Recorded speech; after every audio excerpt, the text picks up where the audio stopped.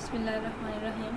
इस वीडियो में हम देखेंगे कि स्ट्रिंग के अंदर वॉवल्स को, नंबर ऑफ़ वॉवल्स को किस तरह से कैलकुलेट कर सकते हैं। स्ट्रिंग हमारे पास क्या होती है, जैसे कि हमने लास्ट लेक्चर में पढ़ा था कि स्ट्रिंग हमारे पास कैरेक्टर्स की एक अरे होती है। जैसे ये अरे आपको नज़र आ रही है, एक अरे बना हुआ है, इसके अंदर हर इंडेक्स पे क्या है, कोई कैरेक्टर सेव है। तो स्ट्रिंग क्या होती है, array of characters is known as string. और इसकी एक और डेफिनेशन है, collection of characters enclosed in double quotes is known as string. तो ये हमारे सामने एक स्ट्रिंग है। इस प्रोग्राम में हम देखेंगे कि जब हम एक स्ट्रिंग को अरे के अंदर सेव करवा लेते हैं तो बाद में चेक किस तरह से करते हैं कि उस स्ट्रिंग के अंदर, उस सेंटेंस के अंदर टोटल नंबर ऑफ वॉवल्स क्या हैं।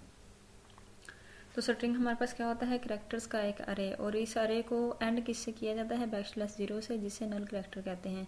स्ट्रिंग का एंडिंग पॉइंट होता है \0, जिससे ये पता चलता है कि स्ट्रिंग एंड हो गया। हम जितनी मर्जी लेंथी स्ट्रिंग इसमें सेव करवाना चाहें साइज़ के मुताबिक करवा सकते हैं, लेकिन ऑटोमेटिकली कंपाइलर क्या करेगा, जब भी स्ट्रिंग बनाएगा तो उसका एंड करेगा \0 से।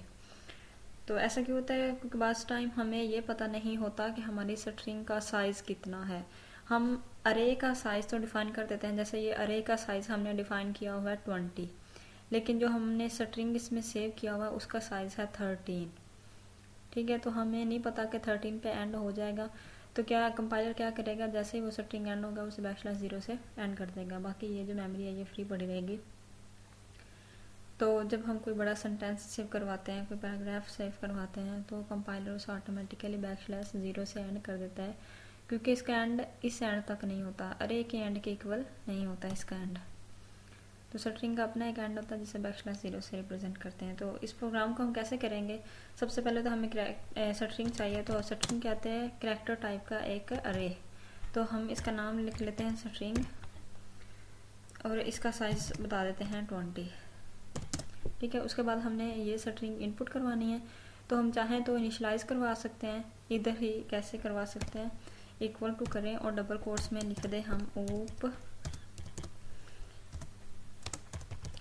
यूजिंग C++, तो ये इनिशलाइज हो जाएगी, यही अंदर सेव हो जाएगा। लेकिन अगर हम इनिशलाइज नहीं करवाना चाहते, हम यूज़र से लेना चाहते हैं ताकि वो अपनी मर्ज़ी से कोई भी सेंटेंस एंटर कर दे, तो उसके लिए क्या करेंगे, उसे मैसेज करेंगे एंटर स्ट्रिंग।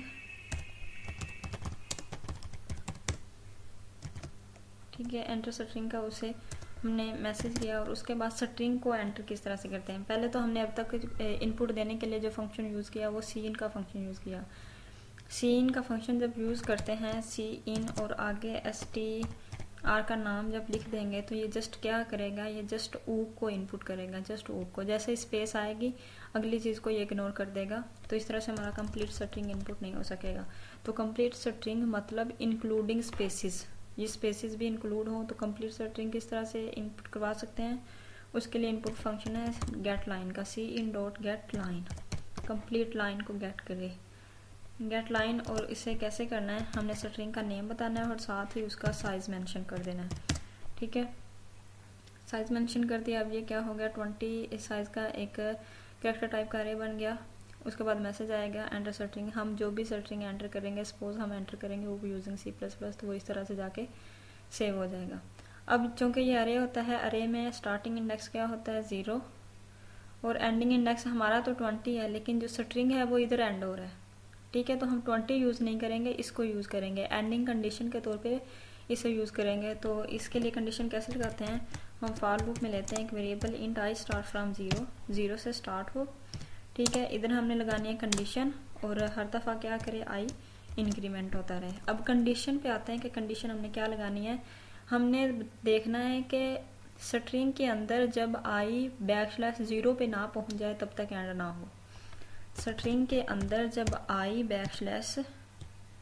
\0 पे ना जाए, नॉट इक्वल टू \0, जब तक वो इस पे ना आ जाए तब तक एंड नहीं होना चाहिए। ठीक है, तो एंडिंग कंडीशन हमने \0 की बेस पे लगाई, string of i not equal to \0, क्योंकि स्ट्रिंग इधर एंड हो रहा है, अरे इधर एंड हो रहा है, हमें स्ट्रिंग से मैनिपुलेशन करवानी है। इधर आ गया। अब हमने चेक करना है क्या इसमें कि वॉवल्स कौन कौन से हैं। तो हम कैसे चेक करेंगे, स्ट्रिंग ऑफ i, मतलब जहाँ पे स्ट्रिंग फर्स्ट टाइम i क्या होगा 0, तो स्ट्रिंग ऑफ आई का मतलब ये वाला ओ। स्ट्रिंग ऑफ आई का मतलब है स्ट्रिंग के अंदर जो आई को लोकेशन पे वैल्यू पड़ी हुई है। आई 0 है, स्ट्रिंग के अंदर 0 पे क्या पड़ा हुआ है, ओ। चेक करें, इस पे इफ कंडीशन लगाए, if str of I is equal, अगर वो क्या है,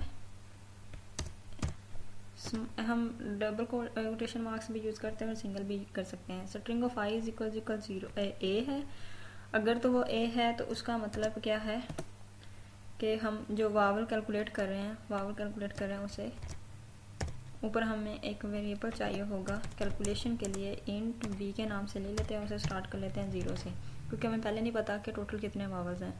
तो फर्स्ट टाइम वावल है। अब चेक करेंगे कि अगर उसमें कोई ए है तो उसका मतलब वावल है, तो उसे वावल को एक इंक्रीमेंट कर देगा, मतलब एक वावल रीड कर लिया। या फिर स्ट्रिंग के अंदर कोई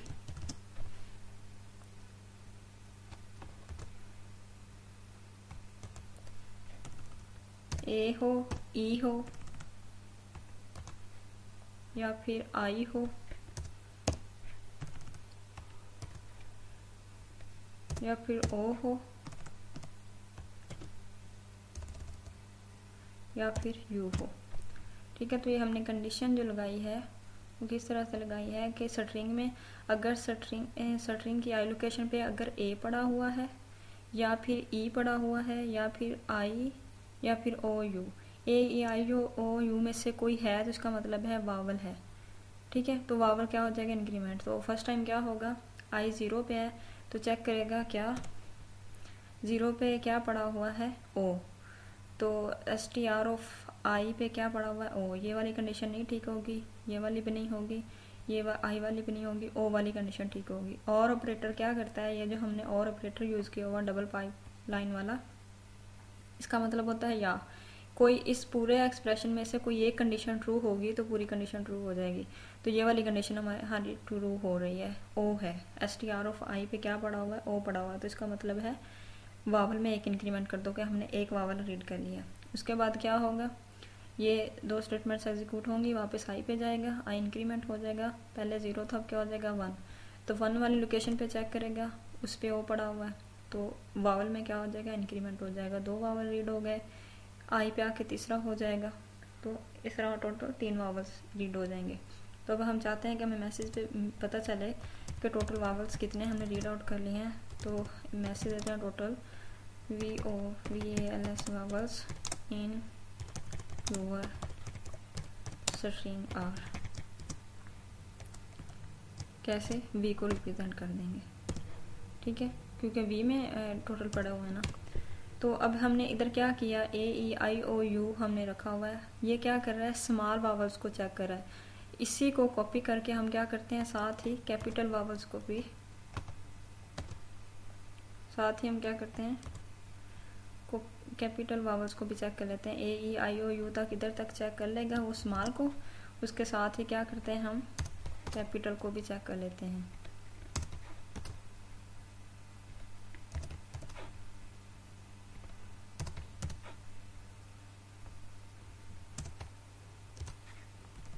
तो साथ ही हमने कैपिटल क्या लगा दिया, ये सारी इफ कंडीशन में हमने क्या लगा, पहले AEIOU स्मॉल वाले, AEIOU कैपिटल वाले हमने सारे चेक कर लिए हैं। तो क्या करेगा, चेक करेगा, अगर कोई इनमें से कोई भी होगा तो वह वावल को इंक्रीमेंट कर देगा। तो इससे हमें टोटल नंबर ऑफ वावल्स पता चलते रहेंगे। तो इस प्रोग्राम को हम एग्जीक्यूट करके देखते हैं।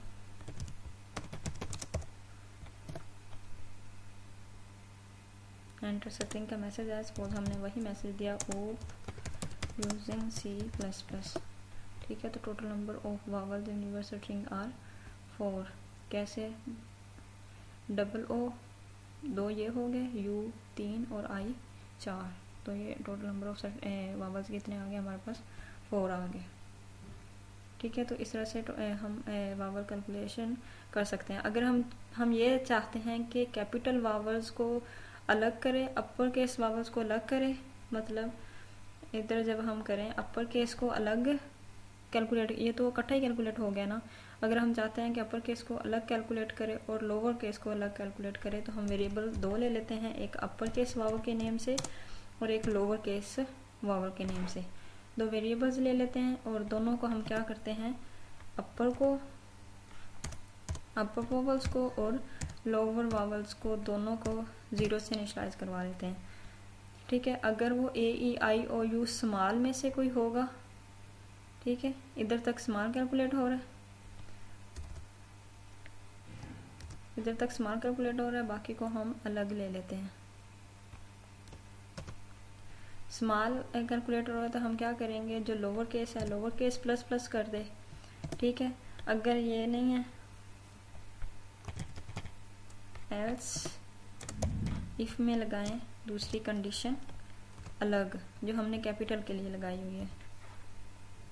ठीक है, तो ये लोअर को हमने अलग कर लिया, एल्स में हमने अपर को क्या कर लिया, अलग कर लिया। अगर वो इनमें से कोई मैचिंग होगा तो हम अपर वोवल में ऐड करवा लेंगे उसे।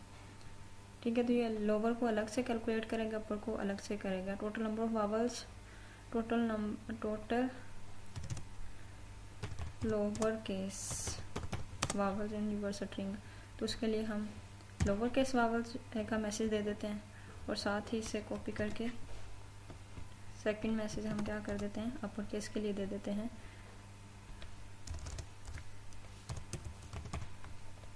अपर केस वावल्स और इधर क्या कर देते हैं, जो वेरिएबल हमने अपर केस के लिए यूज़ किया हुआ यू वी, तो उसे रिप्रेजेंट करवा देते हैं।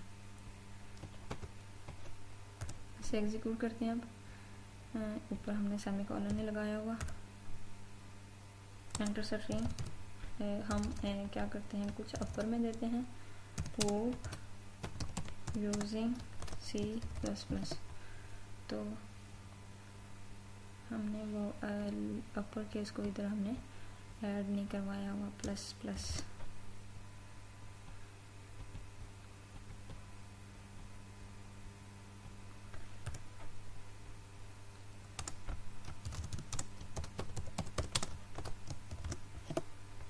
तो देखें ये एक कैपिटल O और एक कैपिटल U, दो अपर केस वॉवल्स हैं, तो ये दो इधर, और एक स्मॉलर O और एक स्मॉलर I, ये दो, तो इस तरह से उन्होंने अलग अलग कैलकुलेट कर लिया।